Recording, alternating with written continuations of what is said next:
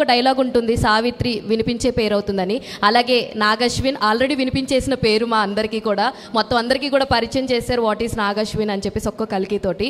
First of all thank you so much for giving such a good film for all of us. And ఇందాక చెప్పిందే అంటే మిగతా వాళ్ళకి కూడా అర్థం కూడా. సో విజయ్ దేవరకొండ గారిని మొన్న ఒక ఈవెంట్లో కలిసినప్పుడు మిమ్మల్ని లక్కీ చామ్ అని చెప్పేసి అనుకుని నాగశ్విన్ గారు అన్ని మూవీస్లో తీసుకోవడం జరిగింది.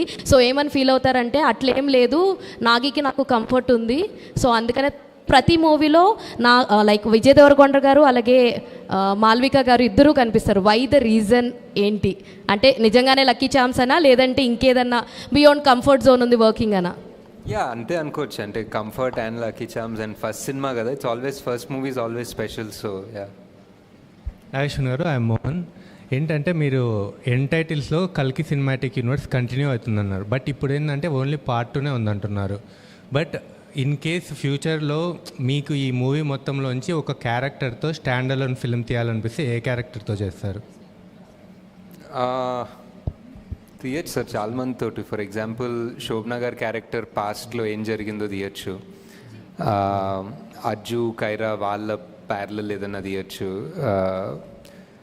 ఆ కాంప్లెక్స్ ఫస్ట్ ఎలా తయారైందో, మానస్ ఆ కమాండర్ ఎలా అయ్యాడో కాశీలో కాంప్లెక్స్ కట్టడం పాస్ట్ తీయచ్చు.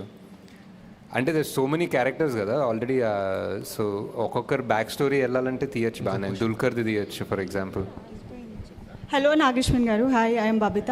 అయితే ఇంతకుముందు అడిగిన క్వశ్చన్కే కంటిన్యూటీ. అంటే సినిమా మొత్తం చూసుకున్న తర్వాత మోస్ట్ సాటిస్ఫైయింగ్ సీన్ అండ్ ఇంకొక సీన్ ఏదైనా చూసిన తర్వాత ఇది ఇంకా I would have done better అని అనిపించిన సీన్స్ ఏవైనా ఉన్నాయా మీకు?